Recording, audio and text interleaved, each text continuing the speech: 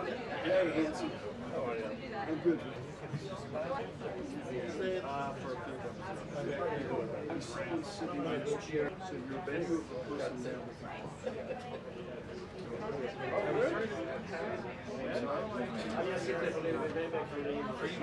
This guy here, who's going to be anyone? That's CNN's position. If they come, all this stuff will be moved, but that will not be our problem. If they come, your job is to shoot their correspondent. No. Well, no. Yes. Is this your first time?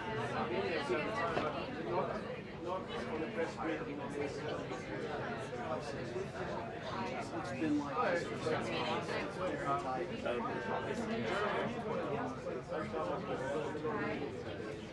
Hi, how are you? You okay? Jack's beautiful. It might be best for you to the front row is locked on the wires. But there's usually a second row that you can work, and it's a head-on, it's much better. I would suggest that.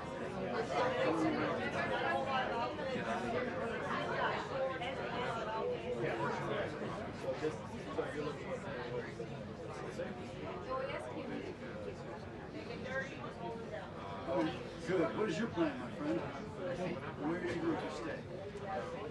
If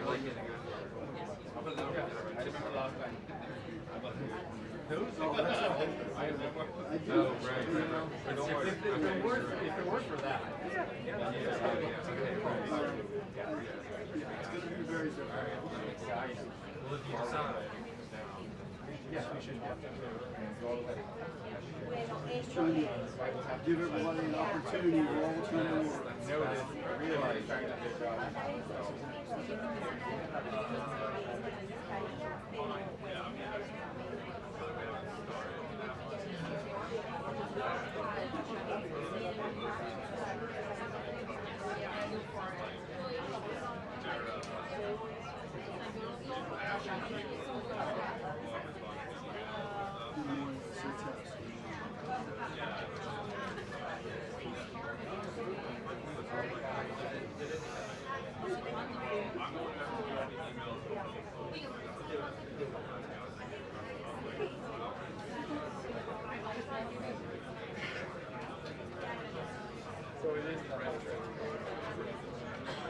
Hey, Victor, who's cool today?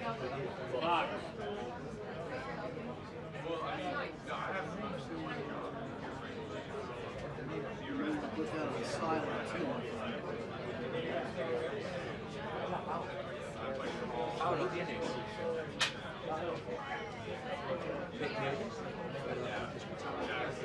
Sí, sí, ya lo tienes. Sí, ya lo tienes. Chao. Hola. Hola, hola.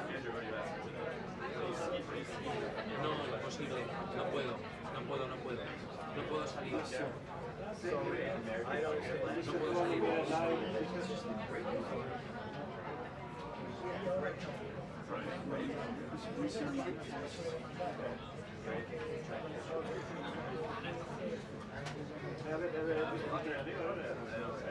David, no puedo. Directamente no puedo.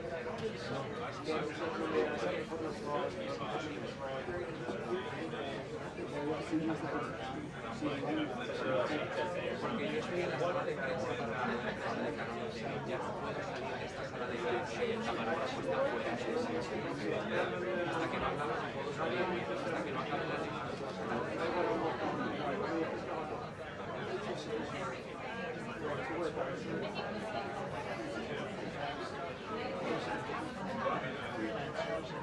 Gracias, un abrazo. Gracias, un abrazo.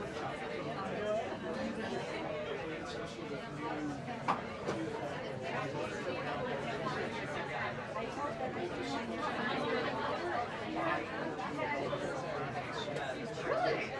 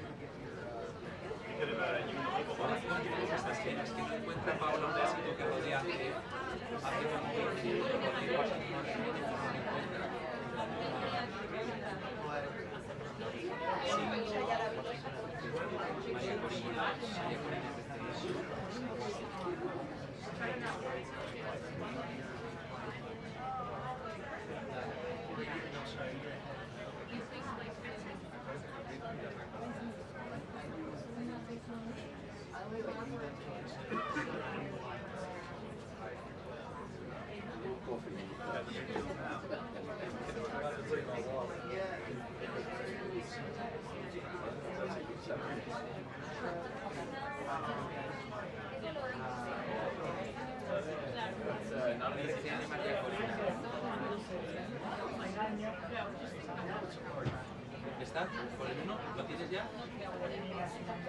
Voy a avisar a Paula. Vale, chao. Chao. Listo, gracias.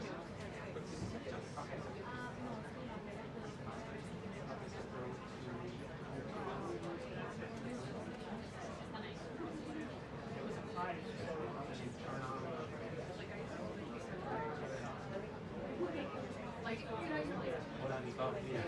Sí, eso. Gracias, vale, perfecto. Está bien, ¿no? Vale, pues sí. Chao, precioso. Gracias, chao, chao.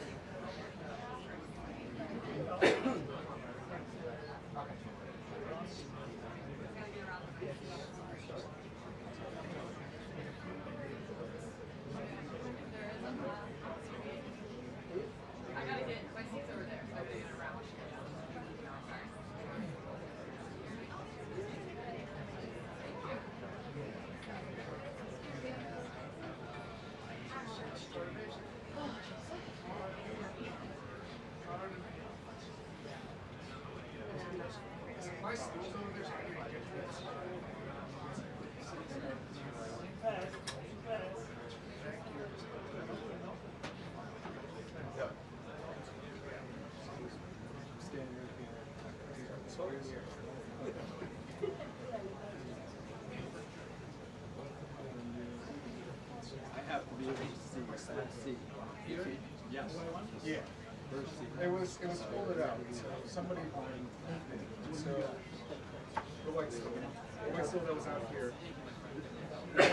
So one of you two guys are gonna have to move because there was a stove that was placed there for that.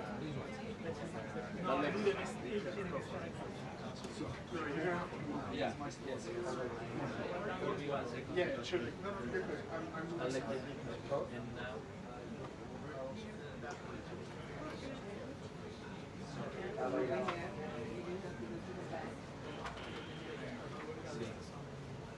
You all right? Yeah, just make it so.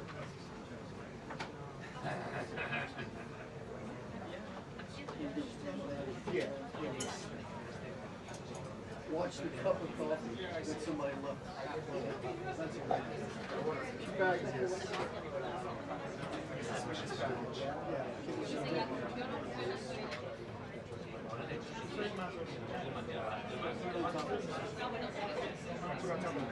Yeah. So,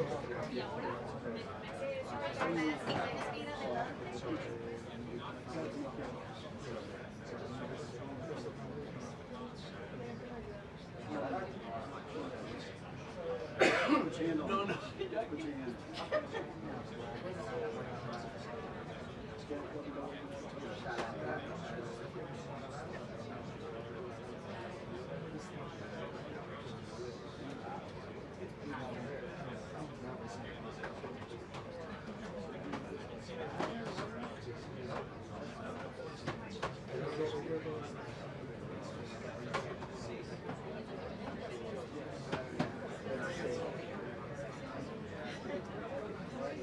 Put your hand on each.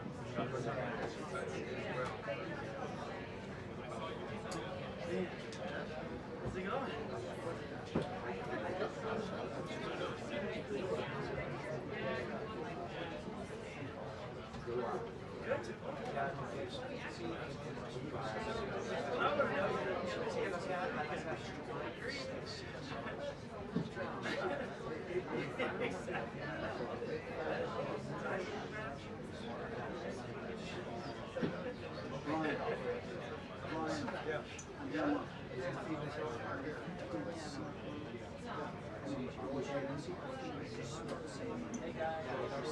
Just kick him. Let me know. I'll back as far up as I can into his knees because he's got. I'm also happy to kick him too for you. Come down for a second. One good pinch. You're like That is true. your whole life could change with one properly placed elbow. Yeah. You know what? I already have one kids. I'm good.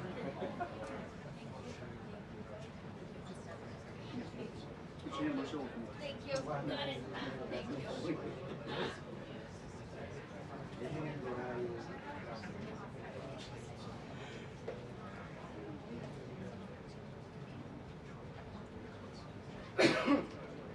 I have a place to put it afterwards. You do need it, but Oh, you're gonna. this last school one I can actually put somewhere. Oh, I don't think we have one.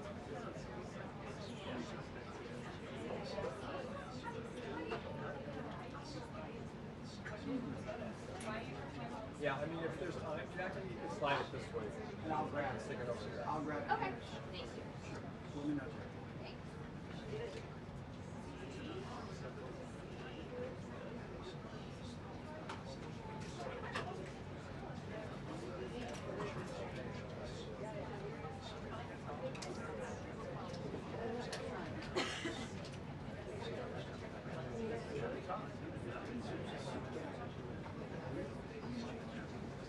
Hey, hear you.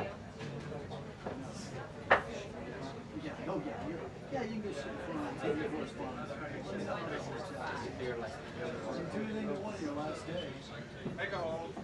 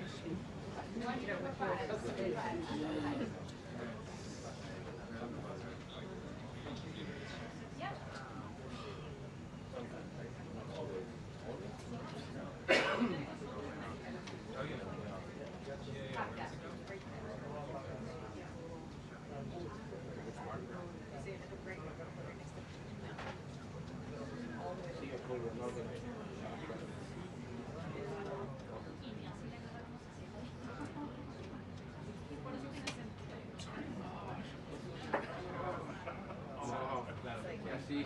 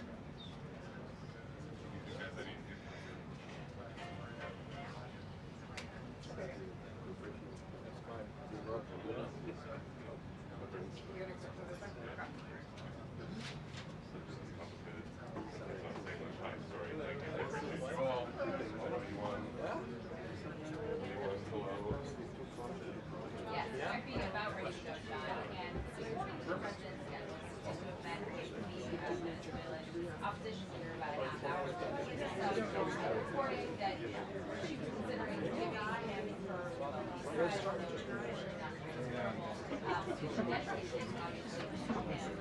but in this part of her effort to maybe follow up in Venezuela some future shots on it, that conversation would be very interesting to hear and read out on that part.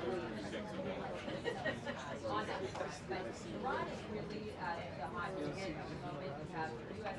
military personnel being moved in the Middle East as Iran had threatened to retaliate against American bases if the president followed through on his promise to intervene if Iran killed protesters in a violent crackdown. Now, we heard the president last night say that he was using some messages from the Iranians that killing was stopped and those that were only happening. It's a little bit unclear how that message got to him, what made him believe that the killings had stopped and that should be happening. We did hear the same message echoed on the report last night from the Foreign Minister Bear. So we need to hear if he has pulled back from any inclination he may have had to conduct airstrikes or legislative options or airstrikes to cyber attacks in order to come to the aid of the Ukrainian people. And you have heard Republican senators like Lindsey Graham hoping that the president follows through on his message to Ukrainian funds only help is on the way. So those are the two big issues this morning. Of course, also you had the threats to both the Insurrection Act if law enforcement in Minnesota don't cooperate and allow ICE to do their job there. The Senator, as you know, I told you reporters this morning said that he didn't discuss the Insurrection Act with the president. He didn't say he recommended it to him, but it is among the sort of options that he had under the Constitution.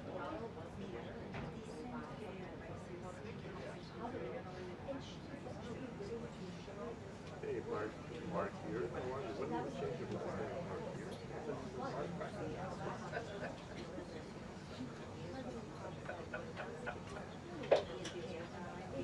Yes, welcome for the house. Sure,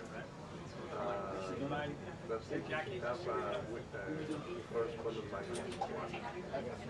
So they come on the last name. Thank you, Mark. Bye then.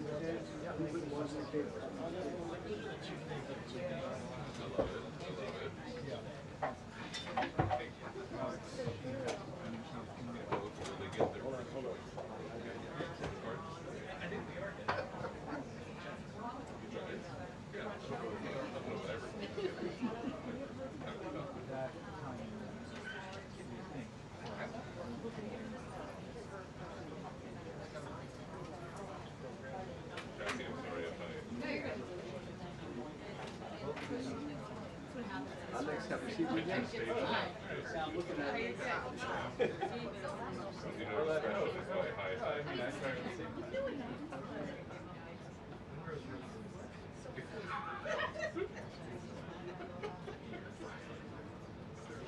Yes, sir.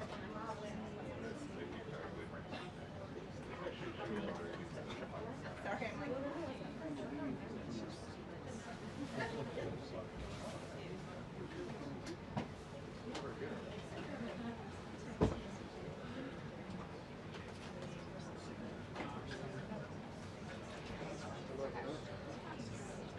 You did? I told you, I sent it.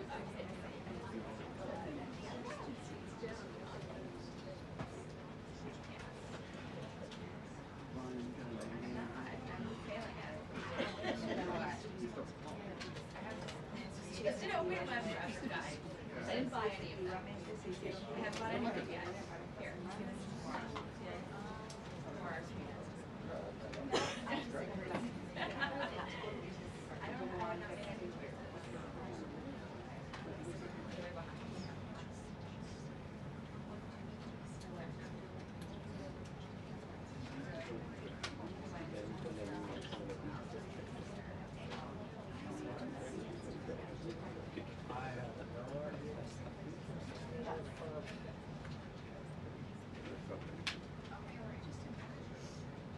Hey, Teddy.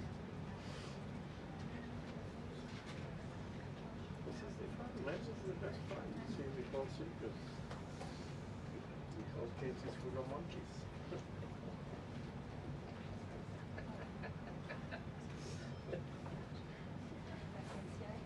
So many interesting coming through.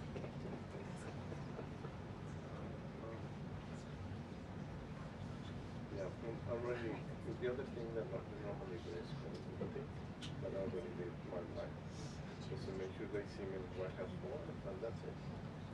The next, and they will call for 2 minutes.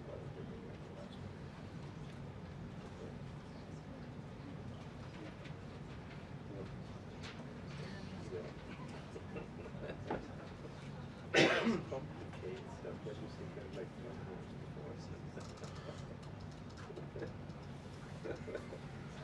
other things, speaking with like.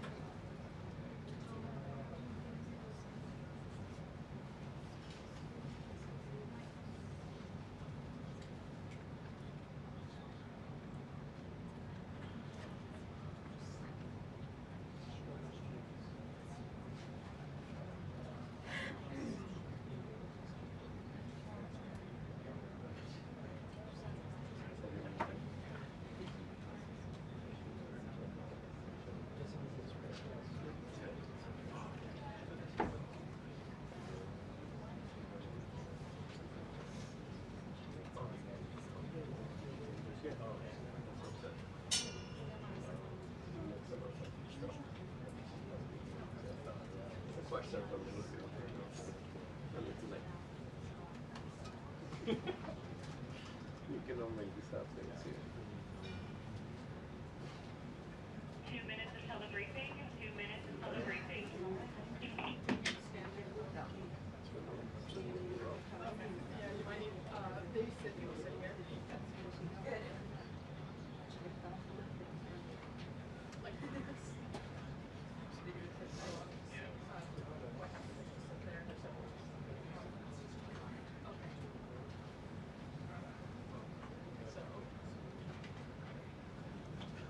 But you're in the way there.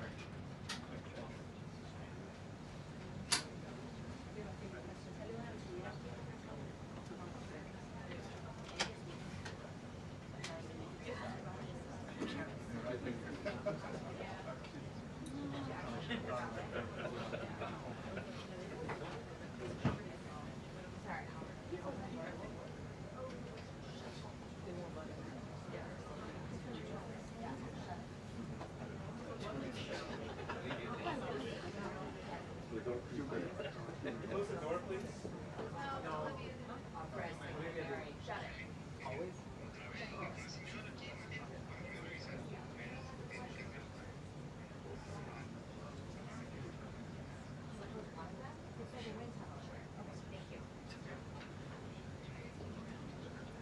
We gotta have it.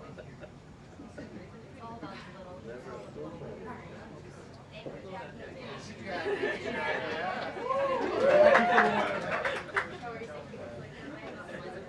I'll go for Jackie. One of them, she figures out one of those. Yeah, close one. Yeah. We'll take the small wins, but we need. I know it's.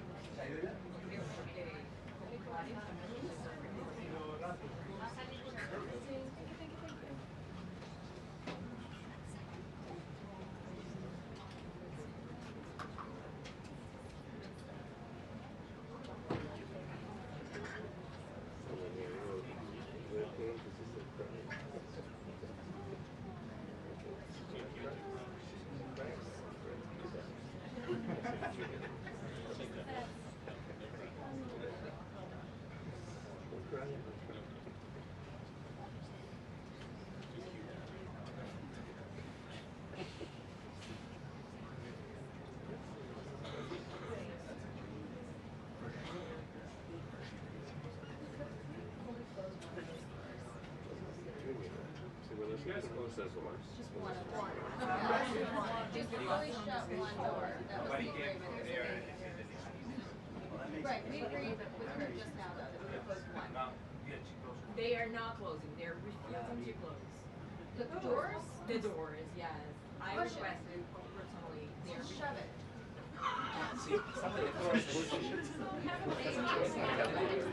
They're saying Karoline requested. I know, I understand. I talked to Olivia. We agreed to shut one of these.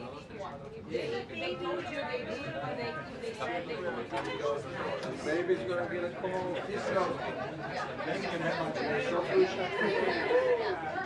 Perfect, thank you. That's good. Save the baby. Una cosa, si sale un límite,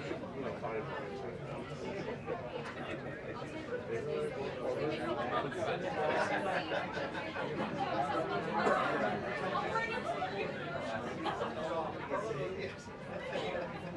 siempre tengo miedo de estar pido más. El día que pase me quedo.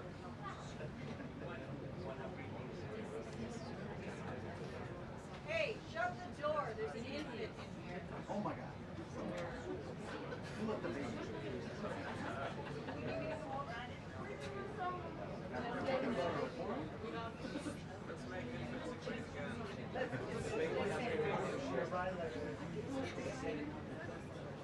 Yes.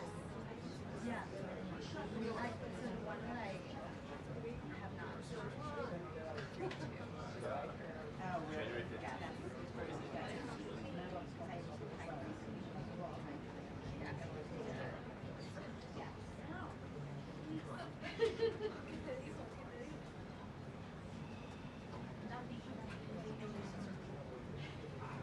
Turn up the AC.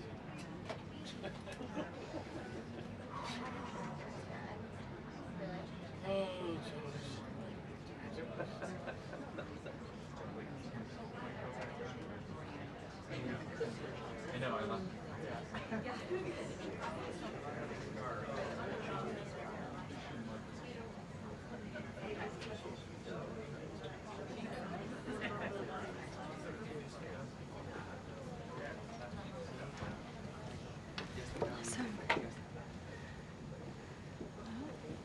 Okay, good afternoon, everybody. A packed room today. Thank you all for coming. President Trump is making America affordable again through his proven economic formula of powerful tariffs, fair trade deals, massive middle-class tax cuts, energy dominance, and aggressive deregulation. The overwhelmingly positive economic data released this week underscores the significant progress the president has already delivered. Tuesday's CPI report marked the latest confirmation that President Trump has defeated Joe Biden's inflation crisis. Since President Trump took office, core CPI has increased at just a 2.4% annualized rate, substantially lower than the 3.3% annual rate inherited from the Biden administration last January. Importantly, as inflation cools, Americans' wages are rising, giving the American people more purchasing power. And with what is likely going to be a record-breaking tax refund season in the next couple of weeks, the American people will be reaping the rewards of the massive tax cuts that were signed into law by the president. Thanks to President Trump's signing of no tax on tips, overtime, Social Security, boosting the child tax credit, and locking in the 2017 Trump tax cuts, independent estimates project the average American tax filer could expect up to an extra $1,000 bump to their tax refund next year. This is going to be a helpful boost to working families who are making ends meet. On the energy front, the national average price for a gallon of regular gas this week fell to its lowest level in 5 years, thanks to President Trump's drill baby drill agenda. According to Gas Buddy, the average price for regular gas on Monday was below $3 per gallon in 43 states, below $2.75 per gallon in 30 states, and at or below $2.50 per gallon in 17 states. In fact, gas prices were below $2 a gallon at stations in at least 19 states. Don't forget, this was unheard of just a couple of short years ago. Overall, drivers are projected to spend $11 billion less at the gas pump this year than they did last year, resulting in hundreds of dollars in critical savings for the average American family.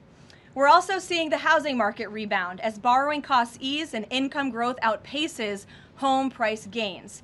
According to a new report also released this week from the National Association of Realtors, existing home sales in December rose to their fastest pace in 3 years. To further improve housing affordability, President Trump has recently announced and directed Fannie and Freddie to purchase $200 billion worth of mortgage bonds. As a result of these actions, mortgage rates have fallen to their lowest level in years. As of last Friday, rates for the average 30-year mortgage are down more than 1 full percentage point. Because of these significant declines, monthly housing payments are now at their lowest level in 2 years, and we expect this decrease to continue. As someone who was enormously successful in real estate, President Trump understands that owning a home is about more than just having a physical asset. It's about empowering young people to stake their claim in the American dream. It's about giving newlyweds a place to make their own and start a family. It's about promoting the spirit of hard work, determination, and yes, the rugged individualism that has made America the greatest country in the history of the world. President Trump knows America is strongest when it's a nation of owners, not renters, and he is determined to unlock that opportunity for as many Americans as possible. That's why he will outline additional housing initiatives during his major speech in Davos next week, and we look forward to seeing many of you there. Finally, this morning, President Trump unveiled a health care plan for America called the Great Health Care Plan, and a video message detailing his solutions to lower costs for all Americans and significantly improve our health care system. The Great Health Care Plan will accomplish this through 4 common sense pillars. Number 1, permanently lowering prescription drug prices. Congress can get this done by codifying President Trump's historic Most Favored Nation initiatives into law to guarantee Americans the same low prices for prescription drugs that people in other countries around the world pay. Additionally, by increasing consumer choice by making more verified, safe pharmaceutical drugs available for over-the-counter purchases. Number 2, the Great Healthcare Plan will stop sending big insurance companies billions in extra taxpayer-funded subsidy payments and instead send that money directly to eligible Americans to allow them to buy the health insurance of their choice. Additionally, by funding a cost-sharing reduction program for healthcare plans and ending kickbacks from pharmacy benefit managers to large brokerage middlemen. Number 3, the Great Healthcare Plan will maximize price transparency by requiring any healthcare provider or insurer who accepts either Medicare or Medicaid to publicly and prominently post their pricing and fees to avoid surprise medical bills. This is an incredibly popular policy that has been bipartisan for many years, and President Trump is officially and firmly calling on Congress to get it done. And number 4, holds big insurance companies accountable by requiring them to publish rate and coverage comparisons up front on their websites in plain English so consumers and everyday Americans can make the best purchasing decisions for them and their families. These are common sense actions that make up President Trump's Great Healthcare Plan, and they represent the most comprehensive and bold agenda to lower healthcare costs to have ever been considered by the federal government. Congress should immediately take up President Trump's plan and pass it into law. For Americans watching at home, you can visit greathealthcare.gov right now for more information on the Great Healthcare Plan. And with that, we will open it up to questions. In our new media seat today, we have a familiar face, Riley Gaines. I'm surprised it took us a year to get you here, but I'm very happy to see you. I know you have a new podcast, The Riley Gaines Show. And so thank you. And you brought a beautiful baby and your lovely husband, too. So thank you so much for joining. And why don't you kick us off? Absolutely. Well, thank you. First and foremost, congratulations to you.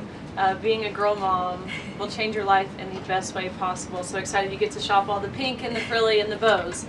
I was in Washington, D.C. earlier this week for the Supreme Court case. There were 2 arguments that were heard surrounding sex-based rights and if it's constitutional for states to pass laws that ultimately protect those rights for women.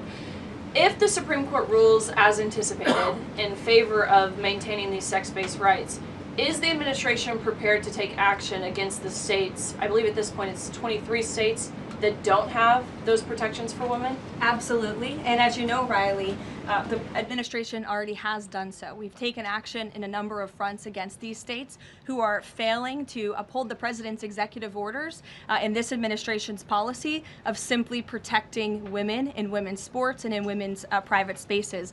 We've gone to the mat with large universities in this country as well to try to fight for what's fair and what's just for women and girls across the country. So I know you were at the arguments. I listened to them myself as a woman and as a former athlete, and I think the president speaks on common sense on this issue, that women's sports and private spaces should be protected, and that there are 2 genders, there are 2 sexes. That is not something we should be afraid to say in this country.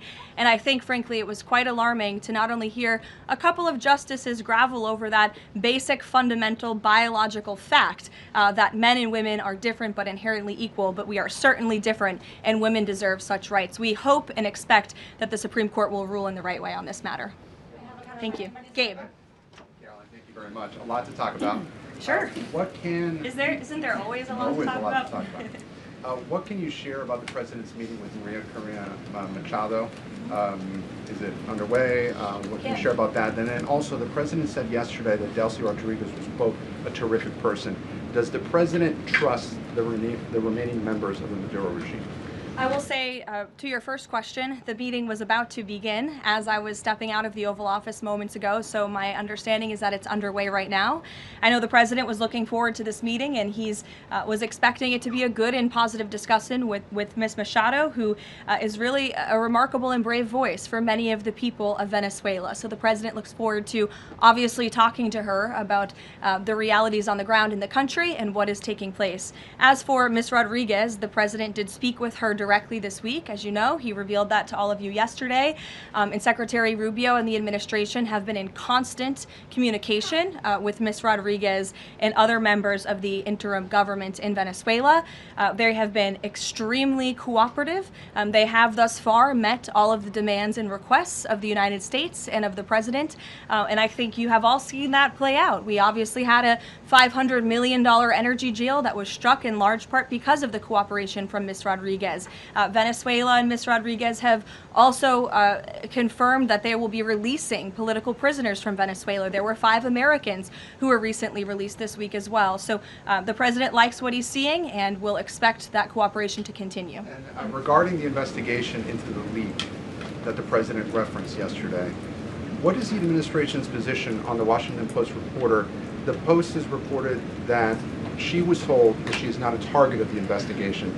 Does the administration believe she did anything wrong? And then also, what is the administration's position on the Pentagon Papers case from the 1970s that affirmed reporters' right to publish classified information under certain circumstances? Well, since this is an active investigation, I don't want to comment on it much more than what we did yesterday to obviously confirm the investigation, and I can confirm what the Attorney General stated and the President as well, which is that the individual, unfortunately a contractor at the Pentagon, chose to unlawfully leak classified and very serious information to this Washington Post reporter. Hence why the reporter's home was looked into by the FBI, rightfully so. And the administration is not going to tolerate leaks, especially from within the national security apparatus of the United States government, that put our nation's integrity and our national security at risk. Full stop. The president will not support that. I know the Secretary of War will not support that, and it will not stand. And legal action will be taken against anyone, whether it's a member of the press or whether it's an employee for a federal agency who breaks the law. If you break the law and if you endanger our men and women in uniform, you are going to be held accountable, period, full stop. But Jackie. Does this administration believe that this reporter or any reporter has a right to publish classified information under certain circumstances? Look, I think that we do not believe that individuals who have been given the privilege of holding a top secret clearance should be illegally leaking that classified information, and I know the American people agree with that. And I think it's a basic tenet of journalistic integrity not to publish information that could directly endanger the operational security or the brave men and women who are serving this country in uniform and putting themselves in harm's way to protect not just the people of this administration, but all of you in the press and all of their fellow Americans as well. Jackie. Thank you, Karoline. I wanted to get the White House reaction to Iranian state TV broadcasting an implicit threat to the president's life. It was images of the assassination attempt in Butler, Pennsylvania, according to reports, with the message, "This time it will not go wrong." I have not seen that, to be honest with you, Jackie. We'll take a look, and I'll let the president and his national security team examine that footage to ensure its legitimacy. Again, I haven't seen it, so I can't comment on it. What I will say with respect to Iran is that the president and his team have communicated to the Iranian regime that if the killing continues, there will be grave consequences. And the president received a message, as he revealed to all of you and the whole world yesterday, that the killing and the executions will stop. And the president understands today that 800 executions that were scheduled and supposed to take place yesterday were halted. And so the president and his team are closely monitoring this situation, and all options remain on the table for the president. Netanyahu encouraged him against strikes. Look, it's true that the president spoke with Prime Minister Netanyahu, but I would never detail details about their conversation without giving the expressed approval by the president himself. Ouija. Thank you, Caroline. Is it still the president's assessment that it would be very hard for Ms. Machado to leave Venezuela because he says she lacks the respect and support in that country? And will he raise that with her today? I think the president's assessment that you just pointed out was based on realities on the ground. It was a realistic assessment based on what the president was reading and hearing from his advisors and national security team. And at this moment in time, his opinion on that matter has not changed. He has also said that he would like there to be elections in Venezuela when the time is right. That's right. Do you have any update on when that might be? And is he committed to a transition to democracy for Venezuela? Yes, and he is also committed to hopefully seeing elections in Venezuela one day, but I don't have an updated timetable for you today. Reagan in the back. Thanks, Caroline. I have a question for you on Minnesota and then also Venezuela. Sure. President Trump threatened invoking the Insurrection Act today in a Truth Social post. I'm wondering what his tipping point is. Like, what would it take for him to invoke the Insurrection Act? Look, that's only a question, frankly, Reagan, the president can answer. But the Insurrection Act is a tool at the president's disposal. As you know, it has been used sparingly, but it has been used by previous presidents in American history. And I think the president's Truth Social post spoke very loud and clear to Democrats across this country, elected officials who are using their platforms to encourage violence against federal law enforcement officers, who are encouraging left-wing agitators to unlawfully obstruct legitimate law enforcement operations. And if you talk to any law enforcement officer, no matter what level they work at, they want to be working with their counterparts, whether that's at the federal level or the federal authorities wanting to work with their counterparts at the state and local level. And it's truly shameful that now for more than a year, you've had elected Democrat governors and mayors who have basically held their state and local law enforcement hostage and told them, you cannot cooperate with federal law enforcement. Why? They cooperated under the Biden administration. It's because these Democrats are deranged in their hatred for President Trump, and they are holding their state and local law enforcement hostage as a result. And these Democrat mayors and governors are doing this over what? Over the lawful and legitimate law enforcement operations to remove violent criminals from the streets of Minnesota, from the streets of California, from the streets of New York, and from the streets of every state across this country. And you don't see these riots and this vandalism taking place in states like Florida. Why? Because you have a governor in that state who has empowered federal and local authorities to work together. And it's despicable what we're seeing from these Democrat politicians, especially in sanctuary states and cities across the country. Yesterday, Caroline. Go ahead, John. Oh, thank you so much. My question is, President Trump has talked twice in recent days, once at the Kennedy Center and then to Reuters again last night, about canceling the election. Why is he talking about this? I believe you're referring to the president's interview at Reuters last night. I was in that interview. It was a closed-door interview. Obviously, there was not audio or video. The president was simply joking. He was saying, we're doing such a great job. We're doing everything the American people thought. Maybe we should just keep rolling. But he was speaking facetiously. And then one more. Sure. On the labor secretary. She's under investigation. Has he spoken to her about this? I don't know if the president has spoken directly to the secretary. If they have, I'm unfamiliar with that conversation, but I have spoken to the president about that report regarding the secretary. He's aware of the internal investigation, and he stands by the secretary, and he thinks that she's doing a tremendous job at the Department of Labor on behalf of American workers. PBS, go ahead. You were mentioning a moment ago about working federal, state, local officials in Minneapolis. Governor Walz's office is saying today that he's trying to get a hold directly with the president. Have they spoken? And if they haven't, why haven't they spoken if there's a desire from Walz, as they're saying, to de-escalate what's happening there. I'm not sure if that's a genuine offer to speak with the president. I was with the president about 30 minutes ago, and they hadn't spoken at that point. Look, the president is always willing to answer the phone when people pick up and call. When there was another tragic shooting many months ago in Governor Walz's state, he spoke directly with the governor. But I would ask that the governor stops inciting the harassment and illegal obstruction of law enforcement in his state. All ICE and federal law enforcement are trying to do are remove people like this off of the streets of Governor Walz's city in Minneapolis and of his state in Minnesota.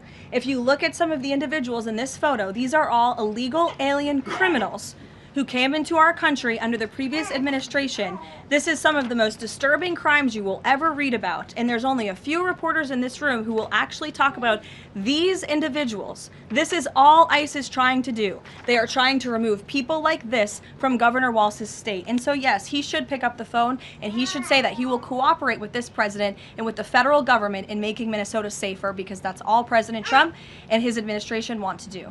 Mary. Thanks, Karoline. The president says he wants money to go directly to Americans so they can buy their own insurance. How exactly would this work? And can the president assure Americans that this will be enough to cover their health care costs? So this is the second principle in the president's health care plan, lowering insurance premiums specifically and ensuring that that money is going directly back to the American people and cutting the kickbacks that then raise those premiums. So this plan, once put into legislative text and passed by Congress and sent to the president's desk, will stop sending big insurance companies billions of an extra taxpayer-funded subsidy payments and instead send that money directly to eligible Americans to allow them to buy the health insurance of their choice through, you may have heard it be referred to as health savings accounts. Whether that ends up being the actual name of such accounts, we'll have to see. Again, Congress and the White House are going to work together to put this plan into action. And then secondly, the Great Healthcare Plan will fund a cost-sharing reduction program for healthcare plans, which will save taxpayers at least $36 billion and reduce the most common Obamacare plan premiums by over 10%, and that's according to the Congressional Budget Office. But 20 million Americans in recent weeks have seen their health care costs soar. Can he assure them that if this plan is put in place, that they will be able to cover those costs? If this plan is put in place, every single American who has health care in the United States will see lower costs as a result. They will see more transparency. All of these proposals that are within the Great Healthcare Plan are incredibly popular with the American people, and they will impact everyone, not just a small fraction of those who are within the healthcare marketplace, but every single American will continue to see their costs go down. And I will note that they already are with respect to prescription drug prices. When you look at what the president has done with most favored nations, you've seen these big pharmaceutical companies in the Oval Office saying that this president and his team were nonstop, around the clock, pressuring us and negotiating with us to lower the cost of prescription drugs for Americans. And we are already seeing that to the tune, in some cases, of more than 500%. And that Trump RX website is something that the administration will be formally launching very soon, so Americans will have access to those lower costs of drugs. Josh. Thank you. The president has called on credit card companies to lower the cap rate to 10% effective the 20th next week. If they don't do that, what's his what'll he do? What's the threat? Well, tariffs? No, I'm just kidding. The president certainly has an expectation, Josh, that the credit card companies will do this, just as he did with the pharmaceutical companies, that they will lower costs for American consumers. I don't have a specific consequence to outline for you, but certainly this is an expectation and, frankly, a demand that the president has made. Can you give us an update on the Fed? Sorry. There was some reporting from, I think, Fox Business that Rick Reeder had an interview this week scheduled. The president's indicated he's already made a selection, or at least some kind of, he's settling on someone. Where is he in that process, and when can we expect an announcement? Is he still doing interviews? Look, the president is in the same place as you all have been asking about this for many, many weeks. He's in a decision-making phase. There are a few people who he likes very much for this job, maybe less than that. The truth is, like with all decisions, it's a decision for the president to make. And he said to Reuters in that interview last night that he thinks he'll be finally making that decision in the next couple of weeks. So we will see. And very quickly, there's been some criticism from other governments about Grok and XAI, the Twitter AI bot and things it's been doing to manipulate images, including whether that would violate the Take It Down Act that the First Lady has supported. We've not heard from this administration on it. Elon Musk says that they've disabled that, but I wanted to ask you whether the administration has a position and whether that's something that you will be pursuing, or whether the president has talked to Mr. Musk about that. Yes, I will talk to the Office of Science and Technology, and we will get you a firm statement and answer on exactly where the administration stands. I don't want to speak on that without speaking with the experts on it. Yes. Just to follow up on the health care plan, one of the things in the Affordable Care Act was coverage of pre-existing conditions.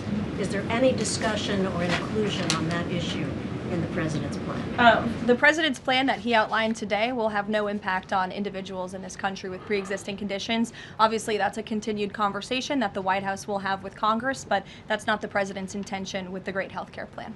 Caroline. Go ahead. Thanks, Caroline. 2 questions on Minneapolis. And then you. Go ahead. Thanks. 2 questions on Minneapolis, Sure. one on the ICE agent, the other on the rioting. I believe last night there were protesters or rioters that rifled through an FBI car, took weapons. We had a reporter embedded with ICE who said that she saw constant harassment all evening. Can you speak to the rhetoric we're hearing from Democrat politicians, whether they are causing violence against ICE, as well as some of the headlines we've seen not including the full story? Yeah, I mean, to your first point, I think I've addressed that these Democrat governors and mayors in not just Minnesota, but in states across the country are essentially, they've referred to ICE agents who, again, are brave men and women. And I would encourage everyone in this room, and I would encourage Governor Walz and other Democrats who are demeaning law enforcement to sit down and have a cup of coffee with an ICE agent or a Border Patrol agent. These are great, patriotic men and women who have families, who put on the uniform every day and are following our nation's immigration laws at the direction of their bosses and again, at the direction of the law. They are simply trying to enforce the law. And the Democrat Party has demeaned these individuals. They've even referred to them as Nazis and as the Gestapo. And that is absolutely leading to the violence we're seeing in the streets. If you look at some of the images out of Minneapolis last night, look at this vehicle. Look at what it says. It says F ICE. You have these individuals who are putting their middle finger, proudly so, at the camera. Another ICE individual, a vehicle that was vandalized last night by these left-wing agitators. People don't do this without encouragement from people in power who make them feel like it's okay. Here's another one. And I'm pretty sure this car, you can't see it, said the best agent is a dead agent or something to that effect. This is despicable rhetoric that we're seeing, and the media is absolutely complicit in this violence, because if you look at the headline from CNN, protests erupt after federal agent shoots man in Minneapolis, that is not the story, that is not the truth. If you actually want to know the truth, you can look at what the Department of Homeland Security released, which is that this ICE agent was executing a targeted operation against a Venezuelan illegal alien who was unlawfully present in the country, who fled by car and then fled by foot. And when this ICE agent tried to detain the individual, 3 more of his comrades came rushing out of a house and started ambushing and attacking the ICE agent. They used a shovel or a broom to smash his face in. And so yes, that agent had to use self-defense and take up his weapon to protect his own life. That is what's happening on the streets of Minneapolis. That's what's happening on the streets, unfortunately, of these Democrat-run cities and states where you have elected officials who are encouraging such violence against our brave men and women in law enforcement. Thank you, Caroline. 2 questions. First, a follow-up on one of my colleagues who asked you about the president's interview with Reuters. You said that he was joking about canceling the elections, but Americans for generations have fought and died for democracy, for this democracy. Are you saying that the president finds the idea of canceling elections funny? Andrew, were you in the room? No, you weren't. I was in the room. I heard the conversation, and only someone like you would take that so seriously and pose it as a question in that way. Second, Philip, go ahead. Thank you, Caroline. Senator Elizabeth Warren said that the president called her earlier this week to discuss caps on credit card interest rates. I'm curious, would the president work with her and other Democrats in Congress on a legislative fix to this issue? I think the president would work in good faith with anyone in Congress for a good legislative fix that would benefit the American people. And that's precisely why he called Senator Warren earlier this week on that matter. Thanks, Caroline. Earlier you were just defending ICE agents generally, and earlier on Secretary Noem spoke to the media and she said, among other things, that they are doing everything correctly. 32 people died in ICE custody last year. 170 US citizens were detained by ICE, and Renee Good was shot in the head and killed by an ICE agent. How does that equate to them doing everything correctly? Why was Renee Good unfortunately and tragically killed? Are you asking me my Yeah. opinion? Because an ICE agent acted recklessly and killed her unjustifiably. Oh, okay. So you're a biased reporter with a left-wing opinion. What do you want me to do? Yeah, because you're a left-wing hack. You're not a reporter. You're posing in this room as a journalist, and it's so clear by the premise of your question. And you and the people in the media who have such biases but fake like you're a journalist, you shouldn't even be sitting in that seat. But you're pretending like you're a journalist, but you're a left-wing activist. And the question that you just raised and your answer proves your bias. You should be reporting on the facts. You should be reporting on the cases. Do you have the numbers of how many American citizens were killed at the hands of illegal aliens who ICE is trying to remove from this country? I bet you don't. I bet you didn't even read up on those stories. I bet you never even read about Laken Riley or Jocelyn Nungray or all of the innocent Americans who were killed at the hands of illegal aliens in this country. And the brave men and women of ICE are doing everything in their power to remove those heinous individuals and make our communities safer. And shame on people like you in the media who have a crooked view and have a biased view and pretend like you're a real honest journalist. Kelly.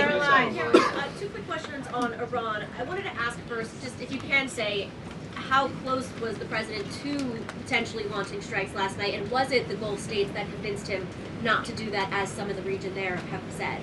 Well, look, Kelly, I know there's been a lot of speculation in the media about what the president is going to do at any given moment or any given night.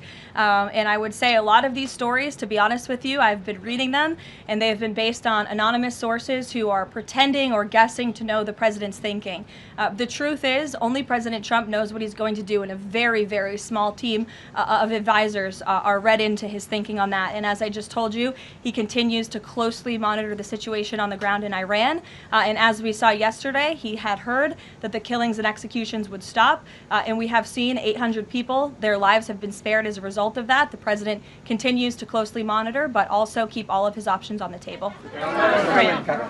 Karoline, two separate questions. Sure. On the Machado meeting first, what is it that the president feels that he needs to hear from her or from the opposition party that he hadn't heard prior to today, or he wanted to hear in the meeting, to be able to convince him to commit to some sort of a timeline for elections? I'm not sure the president is going into such the meeting with expectations like you just laid out, Fran. I don't think he needs to hear anything from Ms. Machado. I think generally this is a meeting that the president was willing to take and willing to accept to meet Ms. Machado in person and to just have a frank and positive discussion about what's taking place in Venezuela. That's all. And on the subject of Greenland, Jeff Landry, the president's special envoy for Greenland, wasn't in the White House meeting yesterday. Can you say why that was and what exactly the role he is playing in these conversations about acquiring Greenland? Well, the Vice President and the Secretary of State were present for that meeting, and the meeting, it was a productive meeting. It was a good meeting, and in that meeting, the two sides agreed to really establish a working group of individuals who will continue to have technical talks on the acquisition of Greenland. Those talks will take place, I'm told, every 2 to 3 weeks. So this is a conversation the administration is having with the Danes and with the respected delegation from Greenland. But the president has made his priority quite clear. He wants the United States to acquire Greenland. He thinks it's in our best national security to do that. There have been multiple instances of American citizens being detained by ICE, and I'm wondering what the administration is asking the agency to do, or what steps is the administration asking the agency to take to ensure that Americans are not wrongly arrested? Obviously, ICE is focused on detaining individuals who are unlawfully present in the country. And there have been hundreds of thousands of illegal aliens who have been arrested and detained and deported from this country by ICE over the course of the last year. And that's their intention, and that is their goal. Elizabeth. Thank you, Karoline. One follow-up on Greenland. You reportedly sent troops over there. Does that change at all what the president is doing on this? And then a second question. Yesterday, in a Senate help hearing, Senator Josh Hawley repeatedly asked a doctor if men can get pregnant, and she did not directly answer that. What are your thoughts on that? Well, to your first question on Greenland, I don't think troops in Europe impact the president's decision-making process, nor does it impact his goal of the acquisition of Greenland at all. To your second question, I mean, anyone in their right mind with common sense who's speaking honestly and candidly will say that men cannot get pregnant, and I think I can attest to that myself. So thank you all very much.